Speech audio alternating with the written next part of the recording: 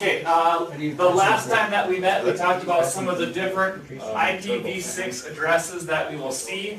We talked about using a prefix. The /64 tells us where we draw our line for the network portion, and what left side is network portion, right side is the interface ID.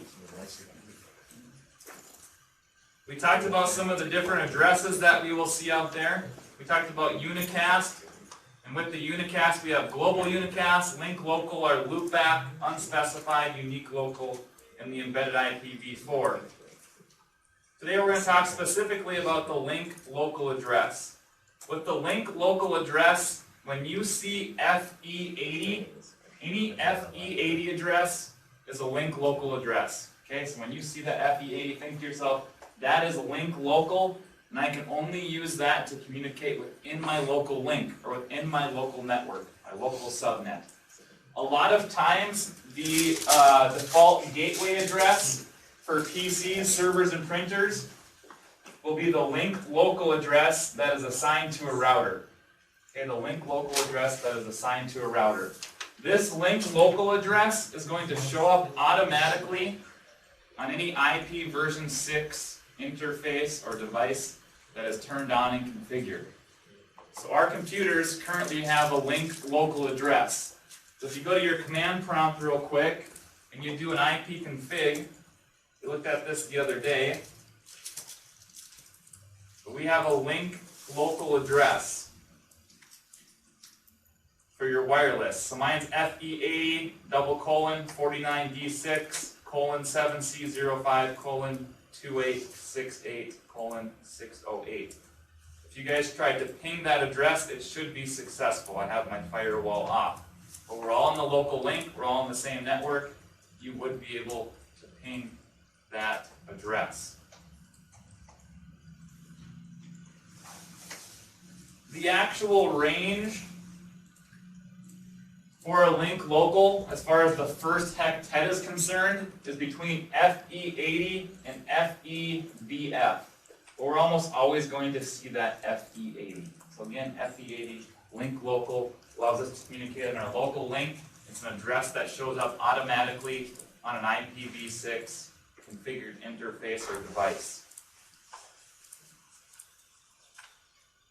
The next type of IP version 6 address that we're going to assign to our interfaces is known as an IPv6 global unicast address. Global unicast address. With the global unicast address, we're typically going to see this start out as 2001. And all the examples I just had you guys do with the compression, I started them off with 2001 because that's what we're going to see for a global unicast address. Global unicast addresses can be routed out on the internet. One thing you need to start thinking about with IPv6 is every address or every device is going to be assigned a global address. Every address that's assigned to a computer will be able to be routed out on the internet. With IP version 4, a lot of our addresses we assigned were NAT addresses, or those private addresses. And those private addresses could not be out on the internet unless we went through some type of network address translation. Network address translation is out. There is no network address translation with IPv6. You get a global unicast address, you can be routed out on the internet. We also have to stop thinking about wasting addresses with IPv6. With IPv version 4, we're all about saving and preserving addresses.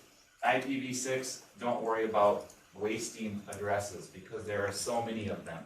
So when we see that 2001, think to yourself, okay, this is a global unicast address. This is a unique address that's specific to this device, and it can be routed out on the internet. With a global unicast address, typically we will use a 314 type of rule. 314. The first 3 hectets are your global routing prefix. These are going to be assigned to you from either your internet service provider or whoever you're getting your addresses from. Those first 3 will be assigned to you. That's the 3 part of the 314 rule. The 1 is the subnet ID. You can freely subnet the global routing prefix that they give you with that subnet ID. And each subnet can have up to 65,000 hosts.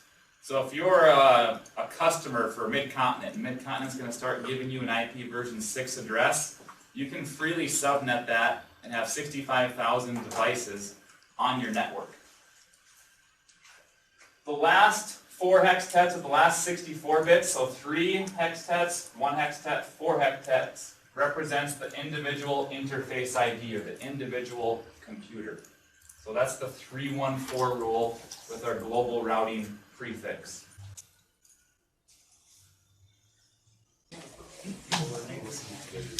Okay, in packet trace, you can go ahead and get to the command line of your router.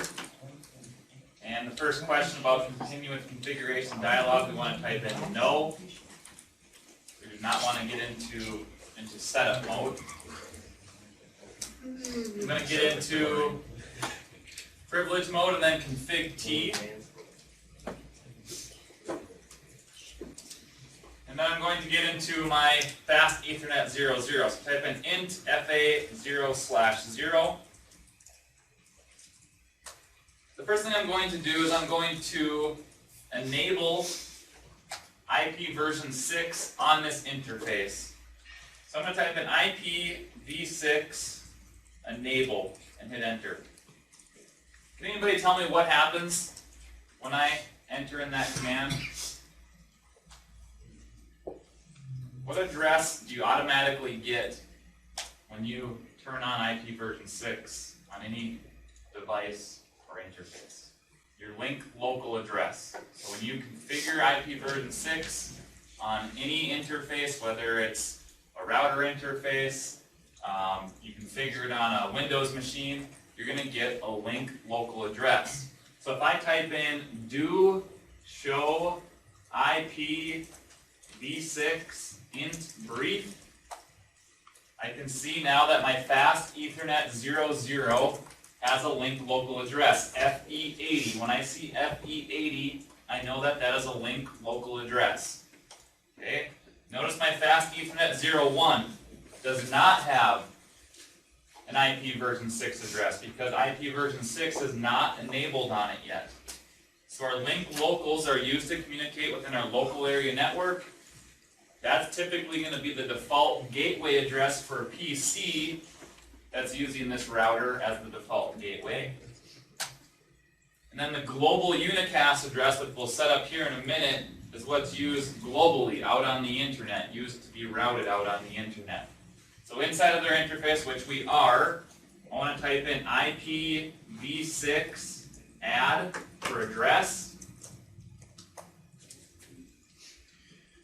And just to show you the question mark key here again, if I hit the question mark key after IPv6 address, it either wants me to type in the word for a general prefix name, a link local address, or an IPv6 prefix, or to get it through auto configuration. We're going to manually set up an address like this here. So IPv6 address, we'll go 2001 colon CAFE colon AAA A colon 1 colon colon 1. And then we need the slash, and the prefix length was going to be a 64. So having a prefix length of 64 is going to set the first 4 hextets as our global routing prefix, and the last 4 of just 1 here in this case as the interface ID.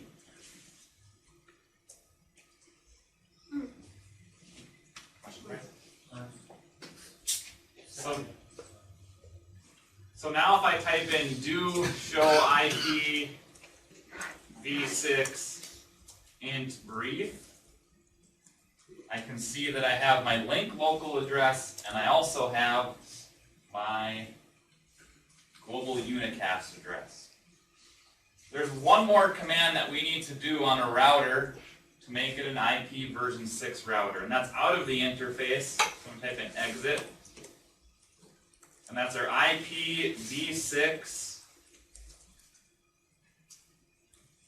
unicast routing.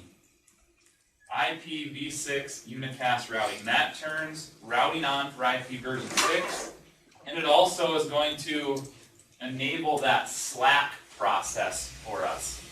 The last time we met, we talked about some different ways in which we can get IP addresses for IP version 6. We can go manually assign them like we just did here. We can get them through a process known as Slack, or we can get them through a IP version 6 DHCP server. Well, when we do this here, this turns on the Slack process. We're going to try to get that Slack process to work now. I'm just going to minimize this. I'm going to drag up a PC. And if I'm going to connect the PC to the router directly, it's going to be a crossover cable. I'm going to go grab a crossover.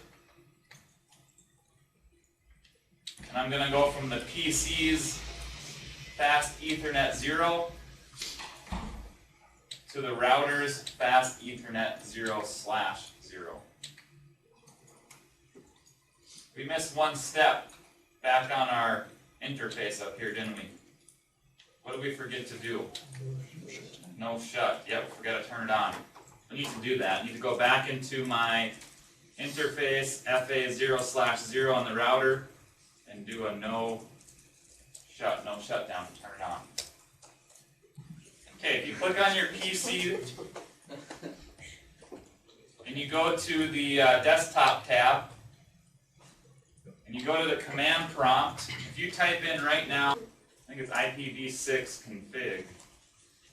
Yeah, this is a proprietary packet tracer command. This isn't a command that you would use on a Windows machine.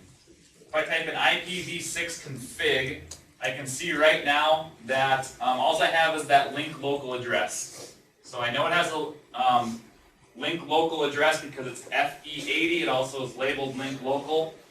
It does not have a global unicast address at this point in time, but it would be able to communicate with that router. And let's just test that out. So if you go back to your router and you figure out what the IP version 6 link local address is, so I'm going to do a show IPv6 int brief. We should be able to ping that address from the PC. I'm going to do a ping. My address happens to be FE80 ::2E 2E0 :B0FF FEE7 :4101. And I'm getting a reply back. Okay, I want to get a global unicast address as well, so that this PC can be out on the internet. And again, the ways we can get it: manually assign one on the PC, we can get one through Slack, or we can get one through DHCP. And I want to get one through Slack here. So if I close the command prompt on the PC and go to my IP configuration tab, under the IP version 6, we can see either DHCP, autoconfig, or static. And we're going to do it through autoconfig. And when you type autoconfig, you're going to see an address start to show up there, kind of in gray. Once I select autoconfig, I'm going to close the X, go back to my command prompt, and issue that IPv6 config command.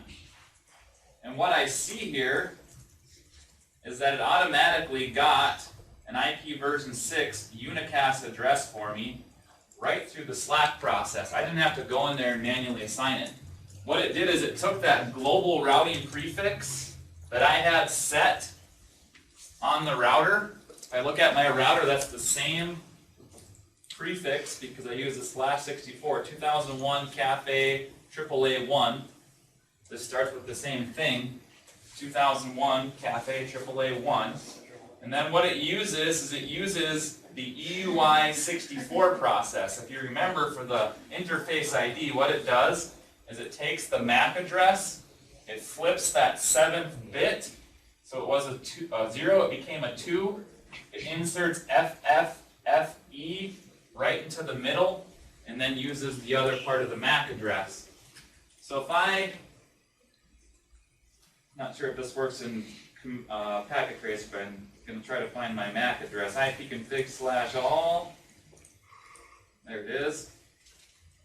My ipconfig/all. Here's my MAC address: 00E08F043380. So if I split that right in half, which would be right here, it's going to insert FFFE into it.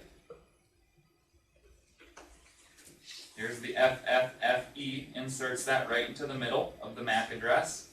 And then it takes the 7th bit here, which happens to be 0, and it flips it to a 2. So that's how the SLAC process works. Is through SLAC, your computer contacts the router, asks the router for an IP address, the router gives it the prefix, and then the interface ID is made up through that EUI64 process. Again, if I did not want that to happen, I can either statically assign one, so I'm going to manually put one in here and type it all in, or I can get one through a DHCP server. Another process is to use a combination of both, where you get maybe your prefix and your default gateway through SLAC, and then you get your DNS information through DHCP, because SLAC cannot offer you the DNS information.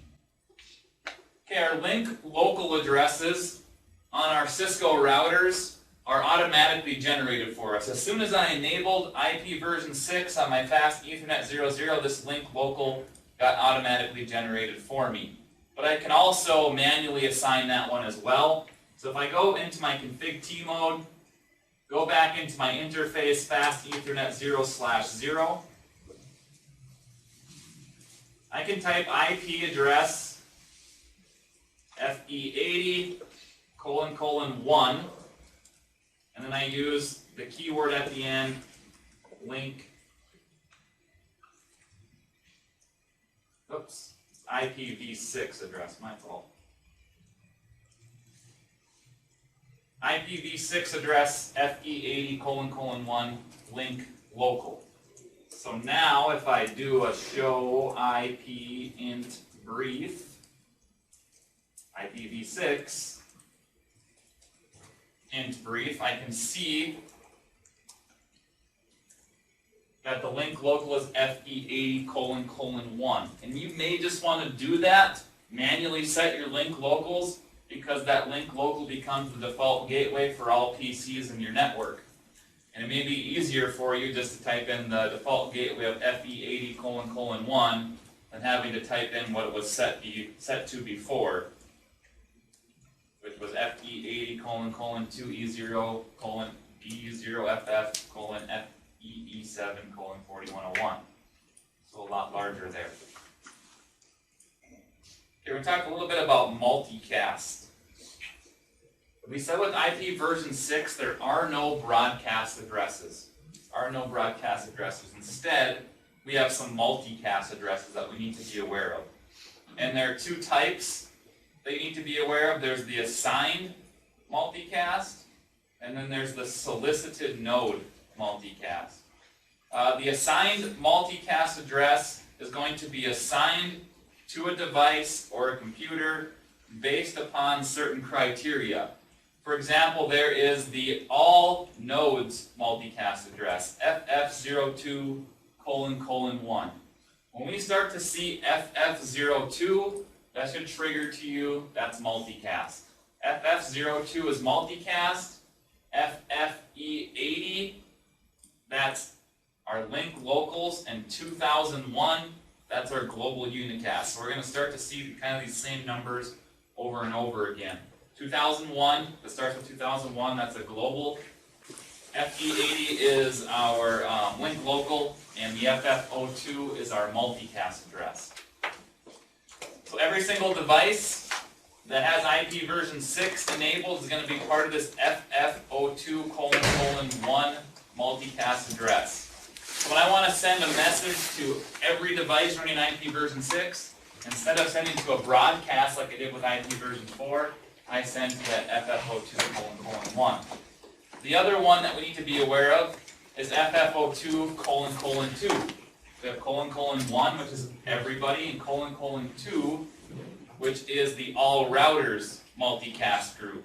And how do you become a part of that multicast group? Well, you enable that IP version 6 unicast routing command on the device, and now it's considered a router, and now it becomes part of that all routers multicast group. So if I go back to my router inside of Packet Tracer, and I get into privilege mode, if I type in show IPv6 int, this is going to show my interfaces that are running IP version 6. And I have one here, it's fast Ethernet 00, that's the one I enabled it. I can see my global unicast address. And I can see these multicast groups that I joined. FF02::1. FF02::2. So it's part of the all multicast group and part of the IP version 6 multicast group. And these addresses are going to become important to us. And we'll talk about some of these addresses as far as what they're used for coming up here. We see one more here, the FF02::1:FF00:1. That one is known as the solicited node multicast address. Essentially, every single interface that gets configured with IP version 6 also gets this solicited node multicast address, and it relates directly to that interface. We talked about the ARP process with IP version 4. With ARP, we knew an IP address, but we needed the MAC address. And the ARP process was a broadcast. We shouted out on the network. So we knew the IP, we needed the MAC in order to communicate. But we don't have ARP. We don't have broadcasts in IP version 6. So we don't have ARP with IP version 6. So instead, what we use is we use neighbor solicitations in order to find the MAC address of a computer. So if I want to communicate with another device through a MAC address, what I'm going to do is I'm going to send a neighbor solicitation message to the solicited node multicast address. Basically, you're going to send a message to that device saying, I need your MAC address, and you're going to reply back. That's more efficient than doing a broadcast on the network, because we're sending it directly to the device that we're looking for the MAC address of. Send it directly to that device. So what we do for the solicited node multicast address is we use this FF02::FF, and then we take the last 24 bits of our global routing address, and we insert that at the end. So this particular device, the global routing unicast address is this, 2001:0DB8, all the way to the last 24 here, which is 000010. So for the IPv6 solicited node multicast address, FF02::0:FF, take those last 6, insert them there.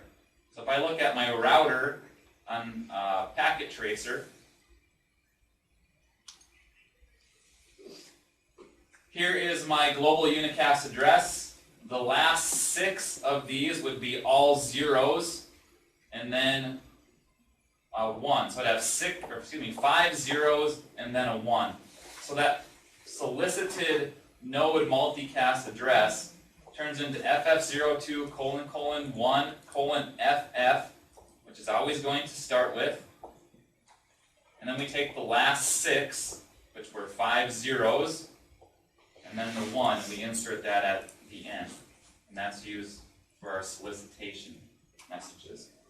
So we have all these different addresses that we're going to see with an IP version 6 enabled interface. We're going to see that link local with the FE80. We're going to see that global unicast with the 2001. And then we're going to see all of these different multicast addresses that we join, or these groups that we join. FF02::1, That's everybody that's running IP version 6.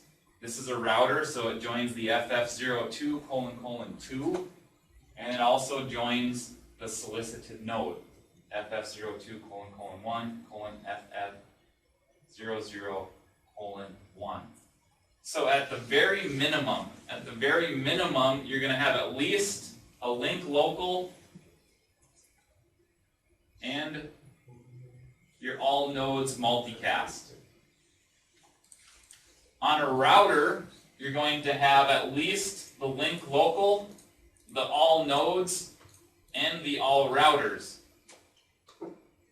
When you configure that global unicast, you add that one, and you add your solicited node as well.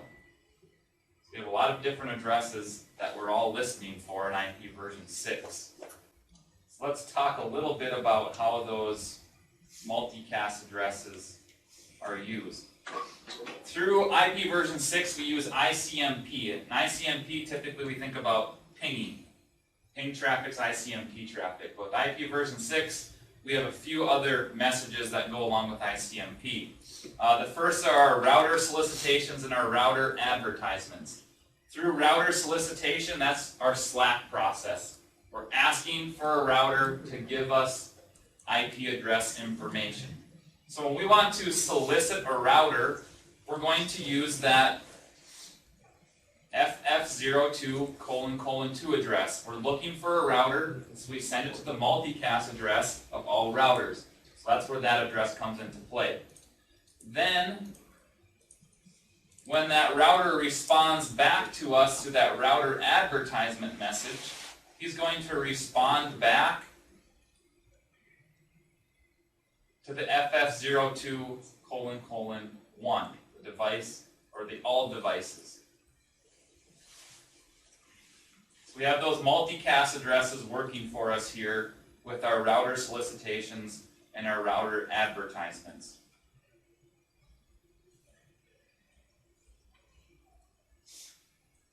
The next we have our neighbor discovery through neighbor solicitations in ICMP version 6. Through neighbor solicitation or neighbor advertisements, we use it for address resolution to get a MAC address, because there is no ARP, or through what's known as DAD, or duplicate address detection. First, through address resolution. Essentially how this works is like the ARP process. We send out a solicited node multicast address to the device that we are looking for their MAC address. So in this example, it says I need the Ethernet MAC address of the device that has this unicast address. And the unicast address is 2001 DB8 ACAD:1:20. So we're sending a message directly to the PC saying, I'm asking for your MAC address so I can communicate with you. Can you send that back to me? And he would send it back to him through the address resolution process. The second there is the DAD process, the duplicate address detection. So before I use this address, is anyone else on the link using this global cast address? So before I assign myself an address through Slack, it goes through the DAD process and asks everybody else on the network, are you using this address? Is this address available for me to use? Not going to hear anything back, so he knows that that address is free and he can use it. So our multicast addresses are going to be used for specific functions, typically through ICMP version 6. And it's either going to be for our neighbor discovery protocol to get MAC addresses, or for our router solicitation so we can get IP address information. Those are our main uses for our multicast addresses.